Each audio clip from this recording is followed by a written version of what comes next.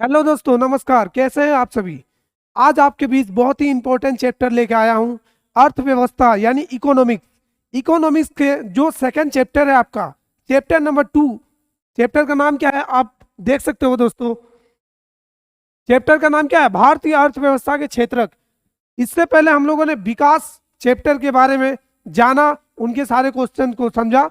अब जानेंगे कि भारतीय अर्थव्यवस्था के क्षेत्रक में किस किस टाइप्स के क्वेश्चन आपके एनुअल एग्जाम के लिए बन सकता है। तो चलिए दोस्तों, स्टार्ट करते हैं हम लोग बहुत ही जल्दी। ठीक है दोस्तों, पेन ले लेते हैं, उसके बाद अब स्टार्ट करेंगे हम लोग। दोस्तों ये रहा आपका क्वेश्चन, स्क्रीन पे आ चुका है। दोस्तों आप पहला प्रश्न को पढ़ सकते हैं आसानी से। आप एकदम बारीकी से प्रश्न को पढ़िए, समझिए, फिर हम लोग ऑप्शन पे चलेंगे। तो देखिए दोस्तों, जो पहला क्वेश्चन है वो क्या कह रहा है कि इस क्षेत्र के श्रमिक माल का उत्पादन नहीं करते। मतलब किस क्षेत्र के, ठीक है। यहां पे आपको 3 क्षेत्र दिया गया है दोस्तों। आपको बताना है कि किस क्षेत्र के लोग जो है वस्तुओं का उत्पादन नहीं करते हैं। वस्तुओं का उत्पादन नहीं करते, हम लोग जाने थे, प्राथमिक क्रिया, द्वितीय क्षेत्र और तृतीय क्षेत्र। तो हम लोग क्या जानते हैं, प्राथमिक क्षेत्र में क्या होता है? कृषि होता है, पशुपालन होता है, ठीक है दोस्तों। सेकेंडरी सेक्टर यानी द्वितीय क्षेत्र में क्या होता है? विनिर्माण होता है, उद्योग होता है। यानी कि जितने भी वस्तुओं का उत्पादन होता है दोस्तों, वो किसमें होता है? सेकेंडरी सेक्टर में। किसमें? द्वितीय क्रिया में होता है। तो यहाँ पे पूछा है नहीं होता है, तो नहीं किसमें होता है?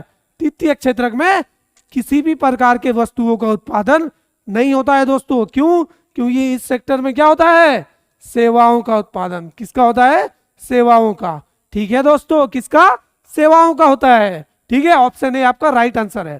क्वेश्चन नंबर 2 क्या कह रहा है? संगठित क्षेत्र का सही अर्थ चुने। देखिए दोस्तों, संगठित क्षेत्र का और असंगठित क्षेत्र को हम लोग जानेंगे। संगठित क्षेत्र का मतलब क्या है बताइए, सीधा सीधा आप जानिए। संगठित क्षेत्र मतलब सरकारी जॉब और असंगठित क्षेत्र मतलब प्राइवेट जॉब। अब आप लोग के दिमाग में चलता होगा कि सरकारी जॉब में क्या क्या है, वेतन भी अच्छी मिलेगी, कार्यकाल भी समय के साथ निर्धारित होती है, छुट्टियां भी मिलती है।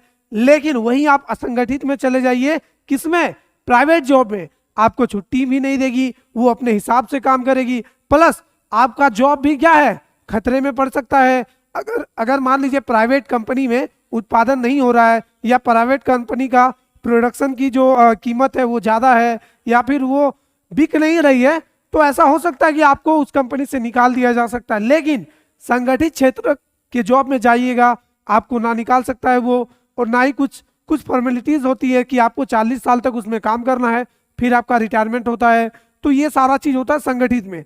तो अब समझेंगे हम लोग कि संगठित क्षेत्र का सही अर्थ क्या है। यह उन उद्यमों को शामिल करता है जहां रोजगार की शर्तें नियमित नहीं है, ठीक है, ये सरकार के नियंत्रण से बाहर है, नौकरियां नियमित नहीं है, ये कम वेतन प्रदान करता है। तो दोस्तों इसका राइट आंसर क्या है? Option number A. क्या कह रहा है कि रोजगार की शर्तें नियमित नहीं है। ठीक है दोस्तों, अब क्वेश्चन नंबर 3 क्या कह रहा है? नरेगा 2005 राष्ट्रीय ग्रामीण रोजगार गारंटी अधिनियम के अनुसार सरकार द्वारा गारंटीकृत रोजगार के दिनों की संख्या क्या है? बताइए। ये 2005 में लागू किया गया, ठीक है, मनरेगा भी बोलते हैं इसको। तो इसका अर्थ क्या था? इसके द्वारा ग्रामीण क्षेत्रों के लोगों को 100 दिन का रोजगार दिया जाएगा। कितने दिनों का?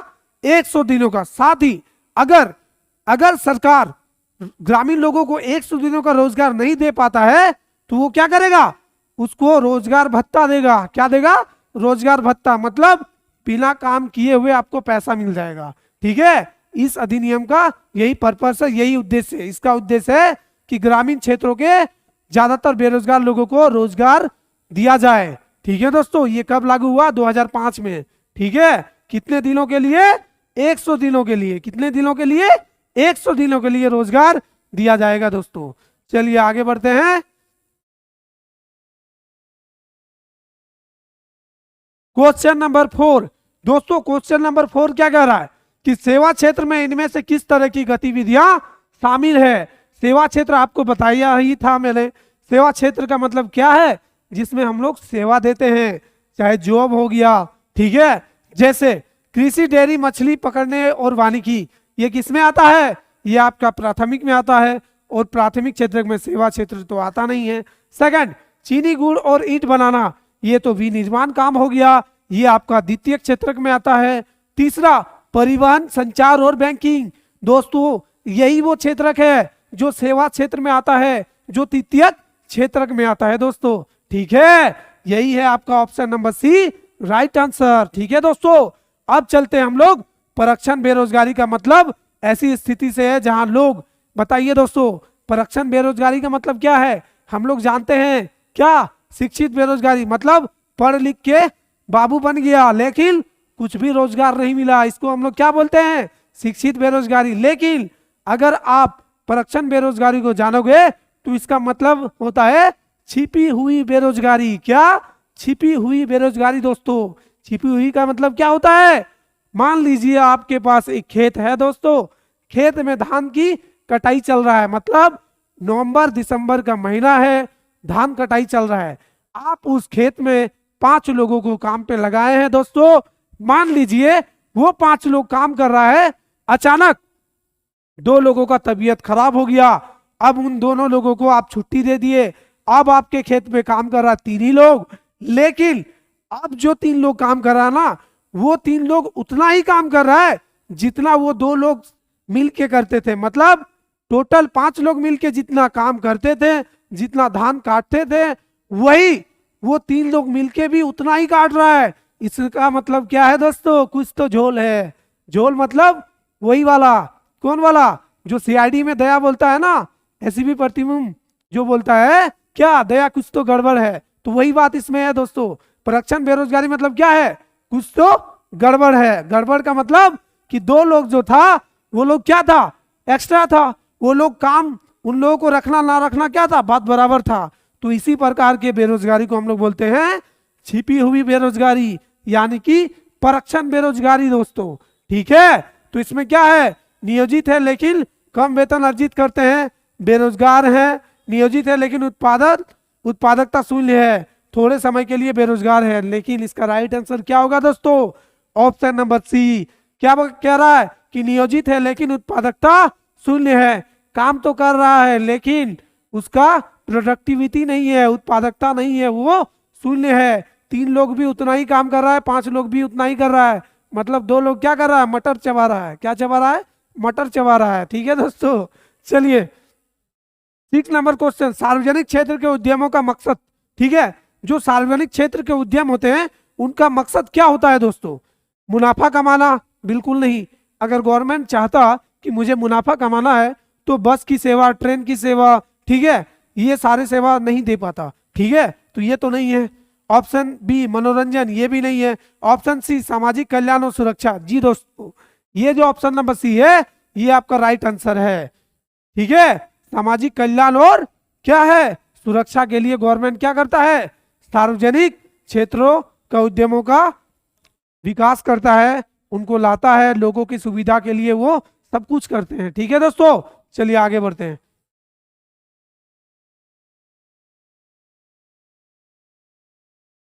क्वेश्चन नंबर 7 क्या कह रहा है दोस्तों?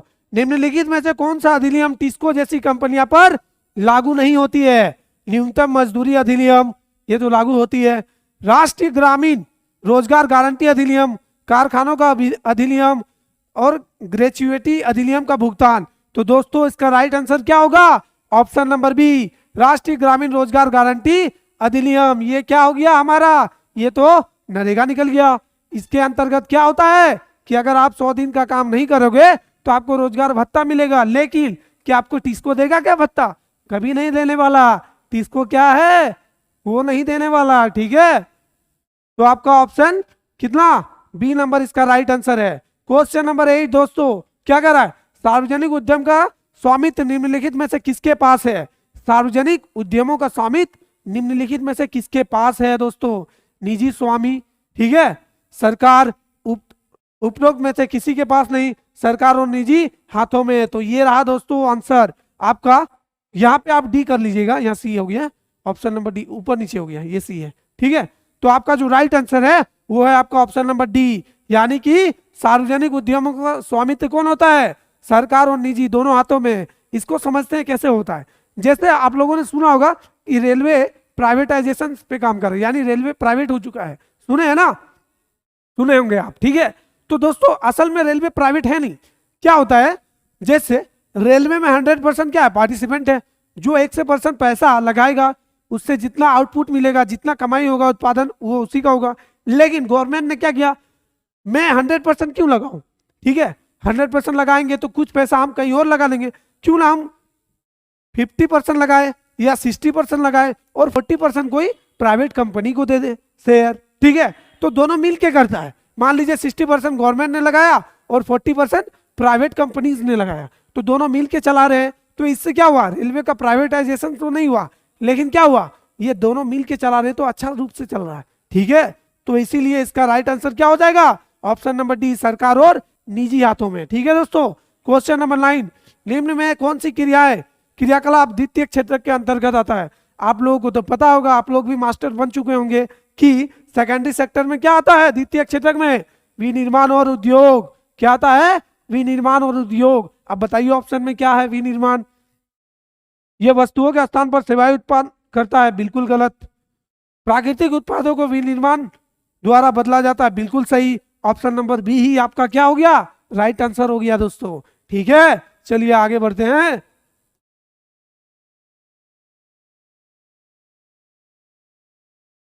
क्वेश्चन नंबर 10 दोस्तों, 10 क्या कह रहा है, निम्न में कौन सी क्रियाकलाप द्वितीय क्षेत्र के अंतर्गत आता है। ये तो हो गया दोस्तों, ठीक है। ये किस में आता है, आपका ऑप्शन नंबर बी इसका राइट आंसर है। क्वेश्चन नंबर 11, निम्नलिखित में से कौन सी आर्थिक गतिविधियां द्वितीय क्षेत्र में नहीं आती है।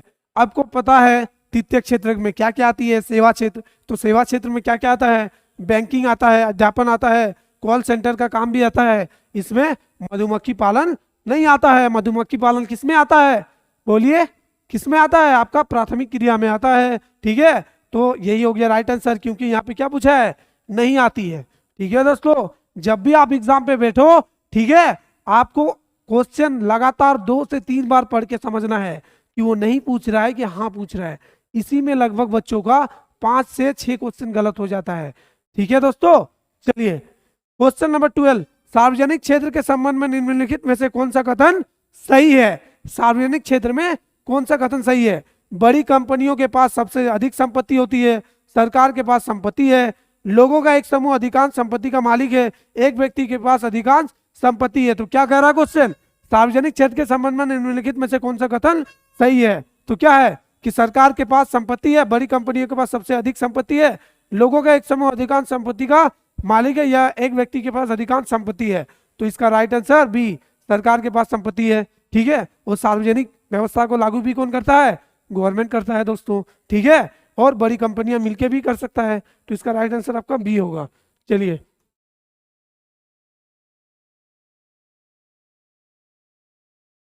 क्वेश्चन नंबर 13 दोस्तों, क्या कह रहा है कि जीडीपी का मतलब क्या है। देखिए दोस्तों, मैंने बताया था जीडीपी का मतलब, जीडीपी का मतलब क्या है, सकल घरेलू उत्पाद, यानी किसी भी देश के भौगोलिक सीमाओं के अंदर में कुल प्राप्त, ठीक है, वस्तु उत्पादन वस्तुओं का अंतिम मूल्य और क्या है, अंतिम सेवाएं, ठीक है। जो सेवाओं का अंतिम मूल्य है वो सारे हैं जीडीपी में आएंगे, ठीक है। जीडीपी का मतलब सकल घरेलू उत्पाद, ऑप्शन नंबर बी आपका राइट आंसर, ठीक है दोस्तों। 14 नंबर क्वेश्चन, इनमें से किस देश दुनिया में निरक्षर आबादी का सबसे बड़ा क्या है, आबादी है, आकार है, ठीक है। तो निरक्षर बोला है, अनपढ़ लोग सबसे ज्यादा किस देश में है, तो अनपढ़ लोगों का देश कहाँ है। बहुत ही दुखद के साथ बोलना हो रहा है कि ये हमारे भारत में है। लेकिन दोस्तों आप लोग संकल्प ले लीजिए कि किसी भी बच्चे को भारत में अनपढ़ नहीं रहना है, सबको पढ़ना है, सबको 10 12 पास करना है, सबको जॉब भी लेना है, ठीक है, ठीक है दोस्तों। चलिए और क्वेश्चन नंबर 15 क्या कह रहा है, डैश क्षेत्र के श्रमिक वस्तुओं का उत्पादन नहीं करते, यानी किस क्षेत्र के श्रमिक वस्तुओं का उत्पादन नहीं करते हैं दोस्तों, संगठित, असंगठित, द्वितीयक और तृतीयक। आप लोग तो होशियार हो ही चुके हो, किस क्षेत्र में नहीं होता है, द्वितीय क्षेत्र में, क्योंकि द्वितीय क्षेत्र में क्या होता है, सेवा होता है दोस्तों, क्या होता है, सेवा होता है, ठीक है। चलिए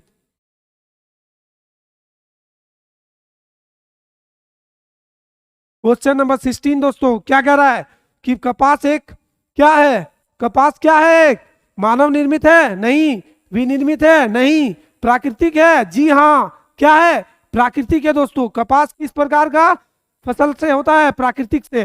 प्लस कपास की, नेक्स्ट क्वेश्चन, कपास की खेती के लिए पूर्णतः प्राकृतिक कारक पर निर्भर है। देखिए दोस्तों, जो कपास की खेती होती है ना, वो किन किन प्राकृतिक कारकों पर निर्भर होती है। देखिए, सूर्य का प्रकाश, बिल्कुल, किसी भी पौधा को अगर आप उगाओगे तो उसके लिए सबसे जरूरी चीज है सूर्य का प्रकाश, क्योंकि इसी के कारण क्या होता है, वो अपना खाना बनाता है। यानी प्रकाश संश्लेषण किसके उपस्थिति में होता है, सूर्य के प्रकाश के उपस्थिति में ही होता है। अगर सूर्य का प्रकाश नहीं होगा तो कोई भी पौधा दोस्तों ग्रो नहीं कर पाएगा। ठीक है, वर्षा, पानी तो चाहिए ही चाहिए, प्लस जलवायु, जी हाँ जलवायु भी चाहिए। तो इसका राइट आंसर क्या हो जाएगा, सभी। ठीक है, कपास की पौधा को क्या चाहिए, सभी चाहिए। अब रोजगार गारंटी अधिनियम वर्ष, यानी कि जो हम लोग का मनरेगा है वो कब लागू किया गया था। नरेगा जिसको स्टार्टिंग में बोला जाता था, ये आपका लागू किया जाता था 2005 में लागू किया गया है। ठीक है दोस्तों, कब, 2005 में। ठीक है, चलिए आगे बढ़ते हैं।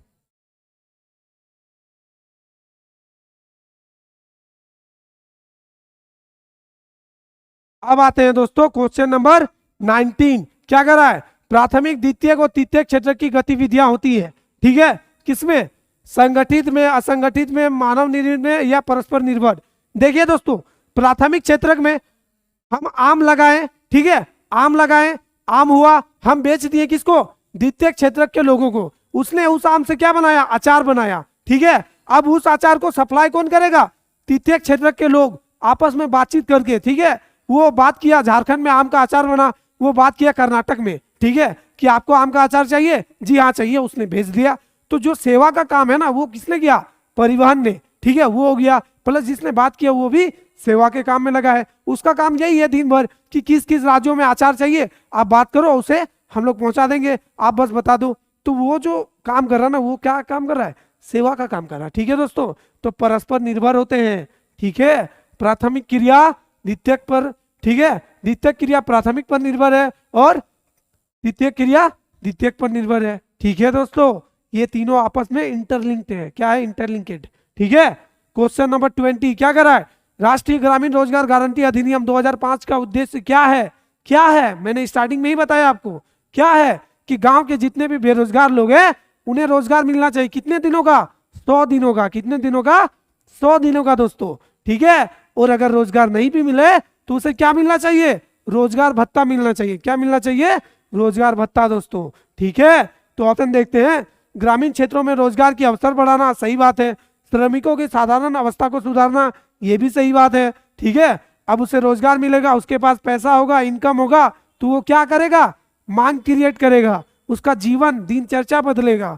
ठीक है दोस्तों, इसका right answer option number C. ठीक है दोस्तों, क्वेश्चन नंबर 21 क्या कह रहा है कि अर्थव्यवस्था में प्रत्येक क्षेत्र के अंतिम उत्पाद की गणना क्यों किया जाता है। जब आप राष्ट्रीय आय के लेखांकन पढ़ोगे, कब, 12 क्लास में, तब आपको समझ में आएगा। लेकिन अभी मैं थोड़ा सा आपको हिंट देता हूं, आपको पूरा समझ में आएगा। ठीक है दोस्तों, इसमें क्या पूछा है कि बेरोजगारी से बचने के लिए दोहरी गणना की समस्या के लिए, यानी कि देखिए दोस्तों, जो अर्थव्यवस्था में उत्पादन होते हैं ना, प्रत्येक क्षेत्र की अंतिम उत्पाद की गणना इसलिए होता है ताकि उसका जो गणना है ना, दोहरी गणना की समस्या से बचने के लिए। ठीक है, मान लीजिए इस बात को समझते हैं हम लोग। ठीक है, उत्पादन हुआ, देखिए उत्पादन वस्तु में एक ही प्रकार के वस्तु नहीं होते, कुछ होते हैं अंतिम वस्तु, कुछ होते हैं मध्यवर्ती वस्तु। खेल किसका है, मध्यवर्ती वस्तु का। मध्यवर्ती वस्तु किसे कहते हैं,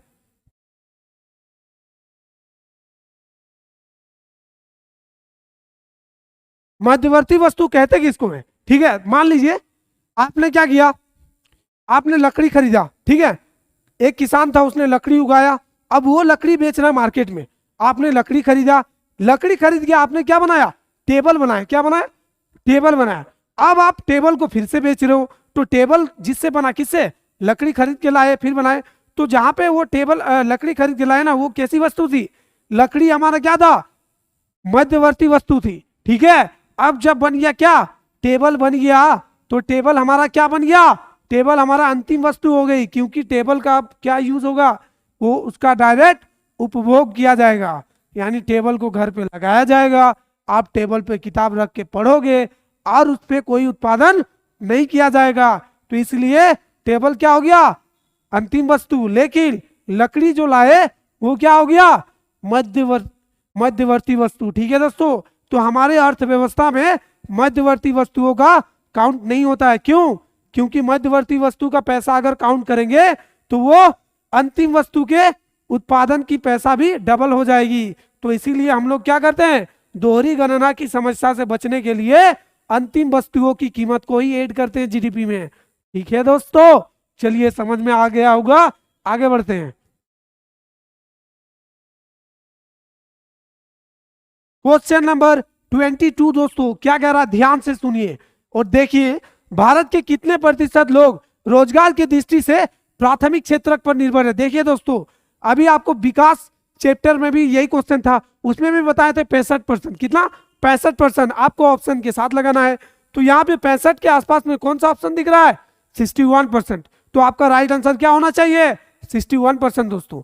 ठीक है, क्वेश्चन नंबर 23, सार्वजनिक व निजी क्षेत्र को किस आधार पर वर्गीकृत किया जाता है दोस्तों, यानी कि सार्वजनिक क्षेत्र और निजी क्षेत्र को किस आधार पर वर्गीकृत करते हैं हम लोग, द्वितीय क्षेत्र के आधार पर, सेवा क्षेत्र के आधार पर, उद्यमों के स्वामित्व के आधार पर। आपका राइट आंसर क्या है दोस्तों, ऑप्शन नंबर सी। क्या बोल रहा है कि उद्यमों के स्वामित्व के आधार पर करते हैं हम लोग। ठीक है दोस्तों, क्वेश्चन नंबर 24 क्या कर रहा है, प्राथमिक, द्वितीयक और तृतीयक की दृष्टि से उत्पादन कार्यों को इन तीनों क्षेत्रों में विभाजित किया जाता है।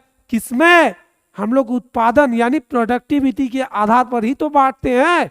तो इसका राइट आंसर क्या होगा, ऑप्शन नंबर डी, उत्पादन के आधार पर ही हम लोग प्राथमिक, द्वितीयक और तृतीयक क्रिया को बांटते हैं दोस्तों। तो कैसा लगा दोस्तों आपको इन सारे क्वेश्चन का हल जानकर, और ये सारे क्वेश्चन करके आप लोग जरूर बताएं दोस्तों। और आपको इसी प्रकार के सारे क्वेश्चन कराए जाएंगे। और एक क्वेश्चन है दोस्तों, अभी मैं आपको कराता हूं लास्ट क्वेश्चन। लास्ट क्वेश्चन दोस्तों, ठीक है, इस चैप्टर का नाम क्या है, भारतीय अर्थव्यवस्था के क्षेत्र। ठीक है, इस चैप्टर का लास्ट क्वेश्चन क्या करा है, परक्षण बेरोजगारी का अन्य नाम क्या है। आप लोग को तो बताए हम गंगाधरी शक्तिमान है, बताए ना, गंगाधरी शक्तिमान है, यानी छिपी हुई बेरोजगारी को ही हम लोग क्या बोलेंगे, परक्षण बेरोजगारी बोलेंगे। ठीक है दोस्तों, तो इसका दूसरा नाम क्या है, छिपी हुई बेरोजगारी। ठीक है दोस्तों, इसका राइट आंसर क्या होगा, छिपी हुई बेरोजगारी। तो ये था दोस्तों आपके अर्थशास्त्र के चैप्टर 2 भारतीय अर्थव्यवस्था के क्षेत्रक, इसके सारे महत्वपूर्ण प्रश्न। आप इसी प्रकार से हमारे चैनल पे बने रहें, आपको बहुत ही अच्छे कंटेंट के साथ सारे क्वेश्चन करवाए जाएंगे जो आपके एनुअल एग्जाम के लिए बहुत ही ज्यादा महत्वपूर्ण है दोस्तों। ठीक है, तब तक के लिए आप बने रहिए हमारे चैनल पे, मिलते हैं अगले वीडियो में। जय हिंद दोस्तों।